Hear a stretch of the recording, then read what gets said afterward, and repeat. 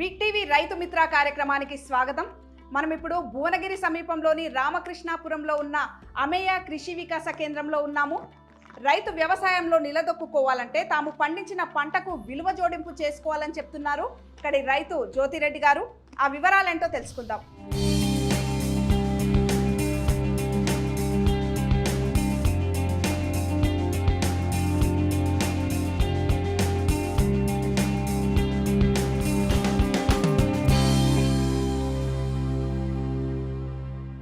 నమస్కారం జ్యోతిరెడ్డి గారు. నమస్తే. ఇక్కడ విత్తనాల నుండి మొక్కలకు వాడే మందుల వరకు కూడా కనిపిస్తున్నాయి.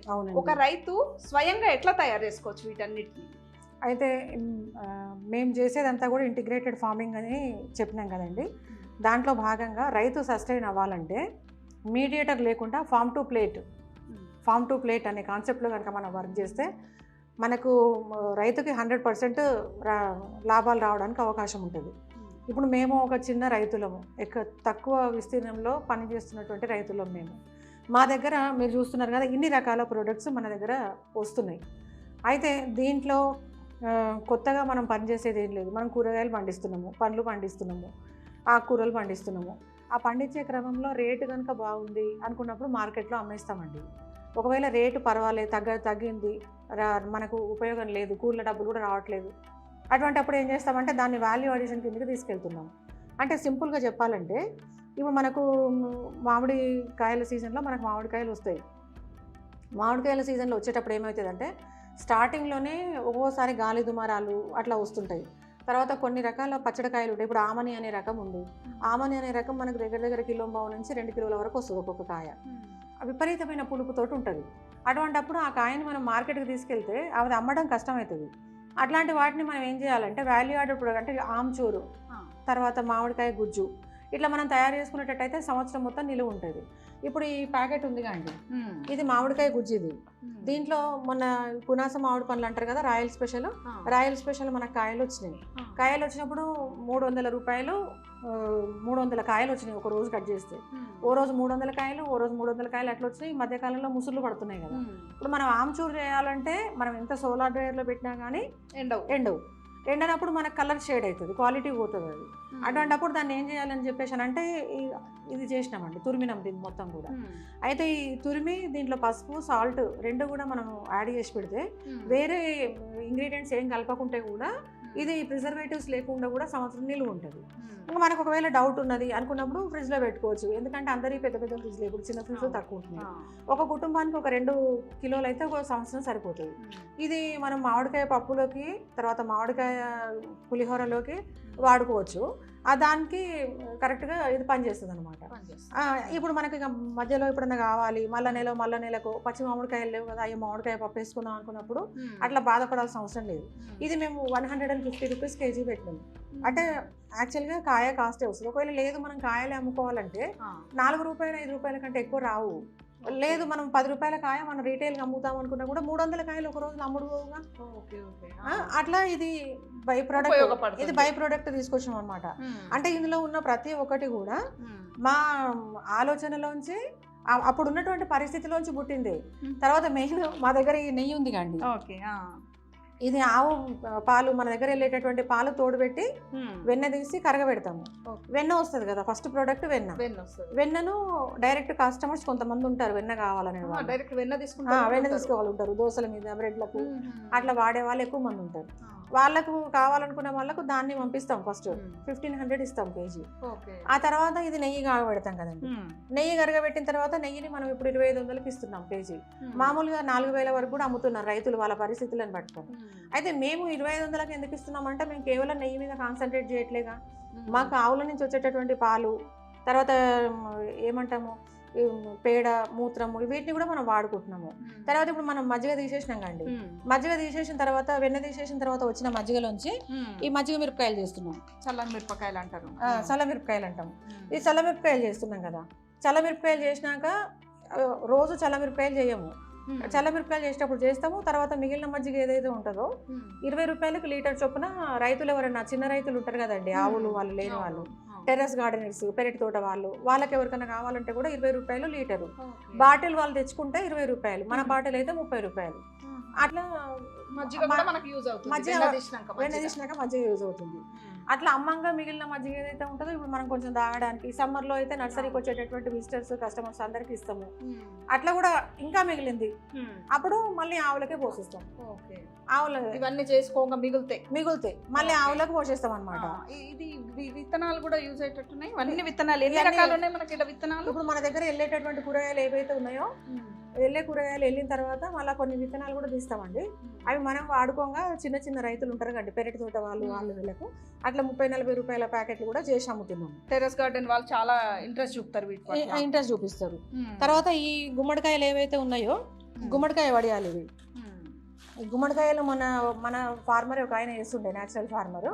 ఆయన కలుపు కోసం అని అంటే మధ్యలో కలుపు మొక్కలు రాకుండా ఉండడం కోసం అని తోటలో గుమ్మడికాయలు వేస్తే ఒక్కొక్క గుమ్మడికాయ 10-15 కిలోలు వెళ్ళింది. పెద్ద సైజ్ వచ్చినాయి. జనరల్ గా మన గుమ్మడికాయ అనగానే ఏమనుకుంటాము గుమ్మలకు కట్టడానికి గుమ్మడికాయలు, అంతకంటే వాడము. మనకు తినేది మన కల్చర్లో లేదు, తెలంగాణలో లేదు. అప్పుడు దీన్ని గుమ్మడికాయ వడియాలు చేసినాము.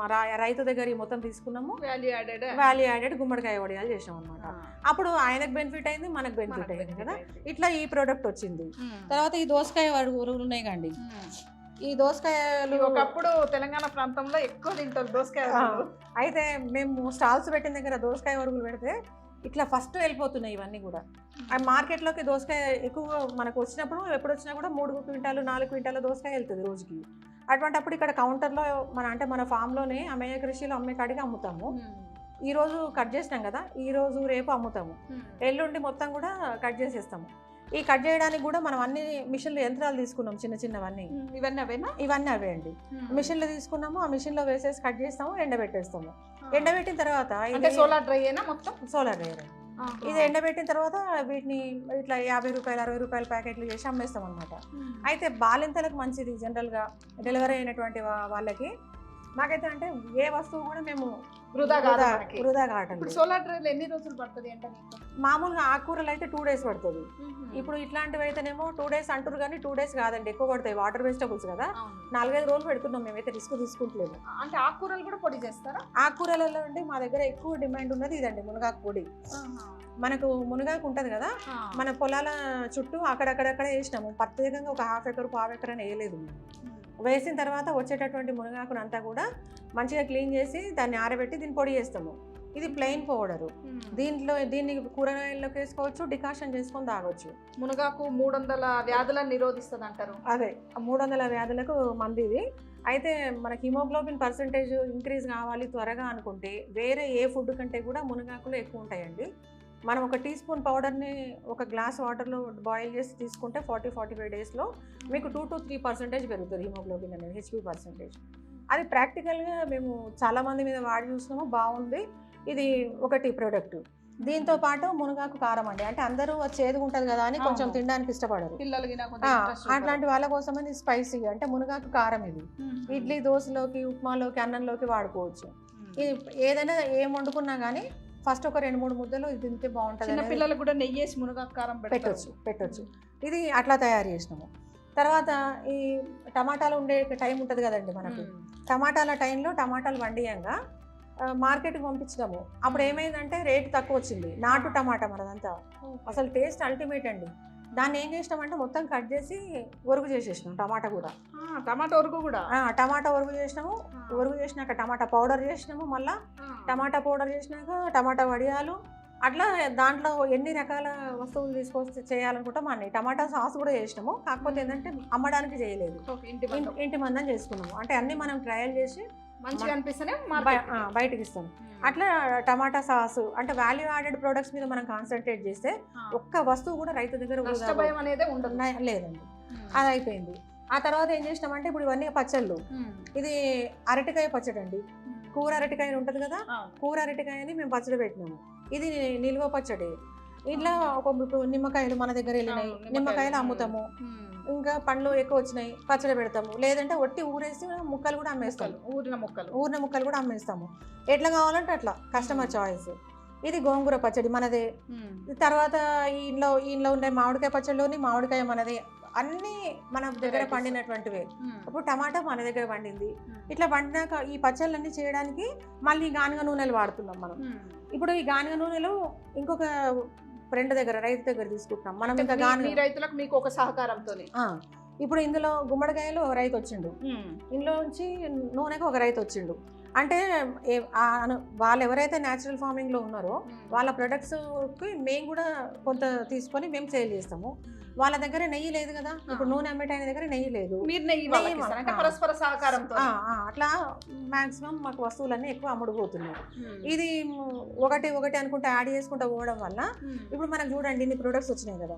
ఇప్పుడు ఈ పక్కన ఉన్న ఏవైతే ఉన్నాయో ఎరువులు ఉన్నాయి కదండి, దీంట్లో ఇప్పుడు వేప గింజలు ఉన్నాయి, కానుగ, ఇంతకుముందు మీకు చెప్పినాయి కదా, వేప కషాయాలు, కానుగ కషాయాలు, సీతాఫల కషాయాలు, పంచగవ్య, ఈ 4 బాటిల్స్ లో ఉన్నాయి 4 రకాలు.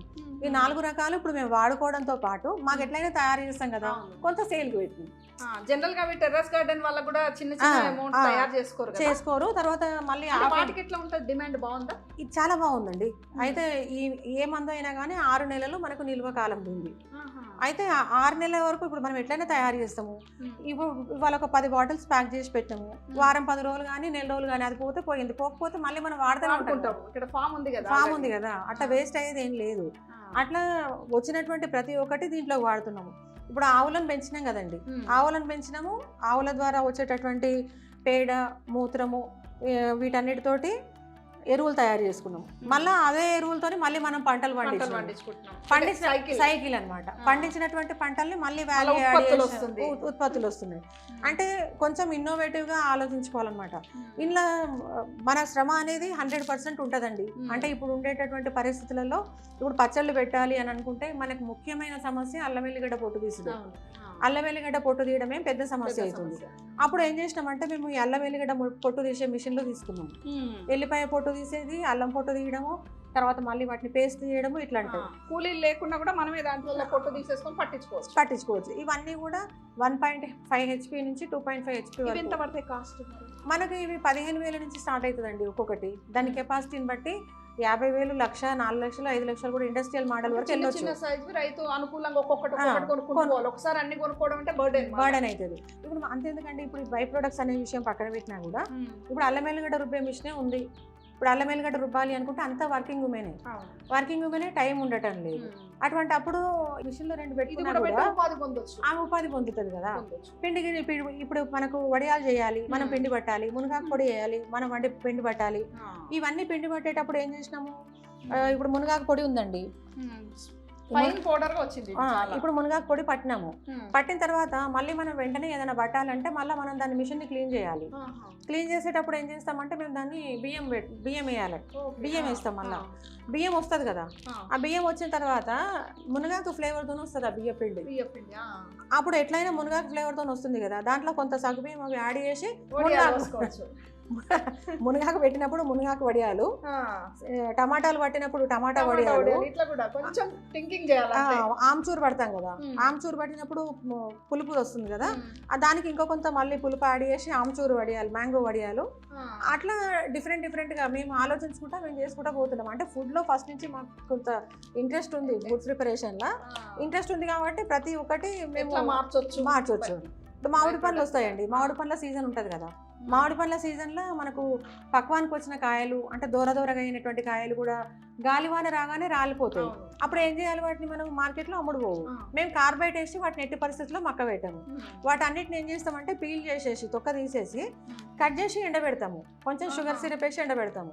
అయితే మనం ఇప్పుడు తినడానికి కట్టమీట లాగా ఇప్పుడు మనకు ఉసిరికాయలు ఎండబెట్టి ఎట్లయితే చేస్తున్నామో అట్లా డ్రై మ్యాంగో కూడా పిల్లలకు చాక్లెట్స్ ఇస్తాం కదా, మనకు కూడా ఎండలో తిరుగుతాము, వికారం అనిపిస్తుంటది, ట్రావెలింగ్ లో ఇబ్బంది అనిపిస్తుంటది. అటువంటి అప్పుడు కూడా ఇవన్నీ ఉపయోగపడుతున్నాయి.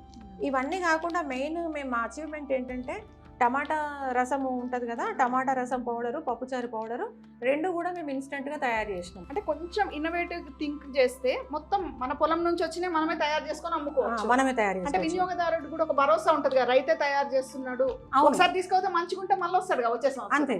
ఇప్పుడు మేము ఇన్ని ప్రొడక్ట్స్ అన్ని కూడా కొరియర్ ద్వారా పంపించేస్తున్నామండి. మేము రామకృష్ణాపురం భువనగిరి టౌన్కి 4 కిలోమీటర్లు, నేషనల్ హైవేకి 1.5 కిలోమీటరు. మేము మా ఫామ్లో పండించినటువంటి పంటను మేము ఇట్లా తయారు చేసి అమ్ముతున్నప్పుడు మిగతా ఫార్మర్స్ కూడా చెయ్యొచ్చు. చాలా మంది ఉన్నారు. అంటే మార్కెటింగ్ సృష్టించుకోవచ్చు మన రైతు అంతే. కొంచెం ఆలోచన చేస్తే ఇప్పుడు తన నాకు గ్రామంలో, ఆకలైంది. పక్క గ్రామంలో. అంతే, నాకు ఆకలైంది. ఇప్పుడు ఒట్టిగా పాలు స్టార్టింగ్లో మేము నెయ్యి చేయాలనే ఆలోచన మాకు అసలు లేదు. సెంటర్కి తీసుకెళ్ళి పాలు పోస్తుంటే ఆవులకు పెట్టేటటువంటి తౌడు ఏదైతే ఉంటుందో తౌడు డబ్బులు కూడా రావట్లేదు. ఇదంతా దుర్మార్గమైన చర్యలాగా అనిపించింది. ఇది ఏంది అసలు, తీసేద్దామా ఆవుల్ని, వాటికి టైంకి పెట్టకపోతే అవి బాధపడతాయి, మంచిది కాదు.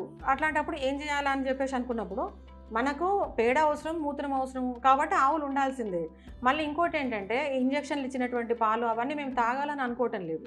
ఇప్పుడు మా ఇంట్లో మా పాపకు కూడా మేము మా ఆవులు పాలు ఇస్తేనే పాలు తాగుతుంది తప్ప బయట ఈవెన్ మా ఊర్లో సెంటర్ నుంచి తెచ్చిన పాలు కూడా ఆమె తాగదు. అటువంటప్పుడు మనం ఎందుకు వీటిని వదిలేయాలని చెప్పేసి అనుకుంటప్పుడు అంటే మనం దాన్ని వదిలిపెట్టి పక్కకు జరిగినాము అంటే దాంట్లో మన ఫెయిల్యూర్ ఉన్నట్టు. దాన్ని ఎక్కడైతే పోగొట్టుకున్నామో మనం అక్కడే సంపాదించాలి అని అనుకున్నామో అట్లా కసిగా పనిచేసాం అనమాట. దాన్ని ఇంకా ఏంటిది క్రియేటివ్గా దాని మీద మనం వర్క్ చేయాలి. ఇట్లా మనం కొంచెం క్రియేటివ్గా ఆలోచించే వాళ్ళం మనం చేయకపోతే మామూలు రైతు పరిస్థితి ఏంది? ఇప్పుడు మనం 26-30 వస్తువులు మనం తయారు చేసినామండి. 26 వస్తువులలో 2 వస్తువులే తయారు చేసినా న్యాయం కదా అంతే. ఇంకొక రైతు. ఇప్పుడు ఇది చూసిరు కదా, ఇది పప్పుచారు పొడి అండి.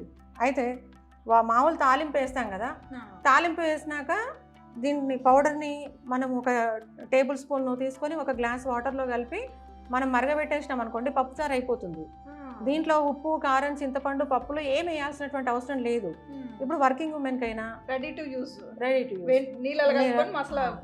ఇట్లా మేము పప్పుచారు మిక్స్, టమాటా పౌడర్, టమాటా రసం మిక్స్ కూడా చేసినాము. టమాటా ఎట్లయినా మనదే కదా. ఇప్పుడు టమాటా అమ్ముడుపోయినప్పుడు మనం ఏం చేయాలి దాంట్లోంచి అని అందులో టమాటాలు పెట్టినప్పుడు వచ్చినటువంటి ఐడియాల ద్వారా మేము టమాటా ఒరుగు, టమాటా పొడి, టమాటా రసం పొడి, టమాటా వడియాలు, టమాటా కెచప్, ఇట్లా అంటే ఒక టమాటా ఇన్ని రకాలుగా యూజ్ అయింది. ఇవన్నీ అయినాక కూడా డ్యామేజ్ టమాటాలు ఉంటాయి, మిగిలిపోయిన టమాటాలు ఉంటాయి, కుళ్ళిపోతాయి, కొన్ని వేస్టేజ్ అవుతాయి.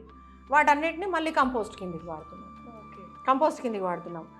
అట్లా అంటే ఏది కూడా వేస్ట్ నుంచి వచ్చింది ఏది వృధా కాదు. కొంత డ్యామేజ్ పర్సెంటేజ్ ఉంది. మేకలకు వాటికి పెట్టినాము, మనయే ఉన్నాయి కదా, కోళ్ళు కూడా తింటాయి. అటువంటిప్పుడు మనం దేన్ని ఎందుకు పాటు చేయాలి అనే ఉద్దేశం మీద ఇట్లా ఇప్పుడు ఇవన్నీ కూడా వర్కింగ్ ఉమెన్ కానీ ఇప్పుడు బ్యాచిలర్స్ ఎక్కువ ఉన్నారు, రూమ్లలో ఎక్కువ ఉంటున్నారు, బయట భోజనం ఎట్లా ఉంటుందని చెప్పేసి భయపడుతున్నాం కదా. ఇప్పుడు మన ఇంట్లో నుంచి ఒక 4 రకాల వస్తువులు తీసుకున్నాం అనుకోండి, ఇదే సరిపోతుంది. ఈజీగా మనం ఎక్కడైనా మన లైఫ్ లీడ్ చేసుకోవచ్చు. ఇప్పుడు ఆన్లైన్, ఆఫ్లైన్ రెండు ఇక్కడికి వచ్చి కొనుక్కోవచ్చు, ఆన్లైన్లో పంపుతాము. ఇవన్నీ కూడా మన ఇంట్లో తయారు చేసినవి. తర్వాత ప్రిజర్వేటివ్స్ యాడ్ చేయలేదు, కెమికల్స్ వేసిన పంట కాదు. మాకు మంచి ఫీడ్బ్యాక్ ఉంది, కస్టమర్స్ కూడా రెగ్యులర్ కస్టమర్స్ ఉన్నారు. ఒకసారి నమ్మితే వాళ్ళే వస్తూనే పెరుగుతుంటారు అంతే. వాళ్ళు ఒకరికొకరు చెప్పుకుంటా అవన్నీ చేసుకుంటున్నారు. ఈ అన్నిట్లలో మాకు సపోర్ట్ చేస్తుంది